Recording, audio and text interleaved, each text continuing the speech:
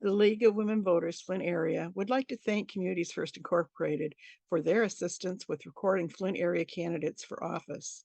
And we also want to thank Flint Beat for assisting with these forums. We want to thank you as well for tuning in to the Flint School Board Forum. Unlike legislative forums, each candidate was interviewed separately and no time limit was imposed. Like the legislative forums, however, candidates were instructed to speak only about their own qualifications and not about other candidates or political parties. 15 candidates filed for a seat on the board. All were invited to do an interview. 13 responded. 12 completed an interview and one was unable to due to a family medical situation. 5 seats, and therefore 5 votes, are available. You may wish to take some notes as you decide which 5 you will select. Good morning. This morning we have Claudia Perkins with us for the Flint School Board interviews. Claudia, what has prepared you for these responsibilities? Well, I'm a union rep at the highest level. So I've negotiated contracts. I've used Robert's Rules of Order. I have fought for this entire city as I'm an original water warrior.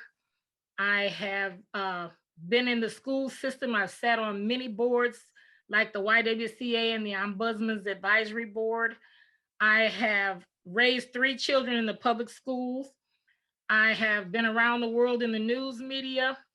I have led 12 major strikes, been hit with tear gas on picket lines. There's not much I haven't done in this community. All that is preparation. And I also am certified in any number of areas, such as leadership skills, things like that, paid educational leave programs up at Black Lake, negotiating classes, all of those kinds of things. Okay, thank you. Do you have ideas on how to maintain or increase student enrollment? Yes, I would like to put on programs in the community that would showcase things that we should be negotiating on to help draw people back into the community, like classes. I am familiar with many. I have many friends that are retired skilled tradesmen in the UAW that I've already talked to and asked them if we got a building or if we were going to put on programs, would they be willing to come and help train the youth? And I think that would be an attraction for not only the youth, but the parents too, because I know they're guiding their children in, their futures. Okay. How is the role of a school board member different from that of the superintendent? From the superintendent works for the board.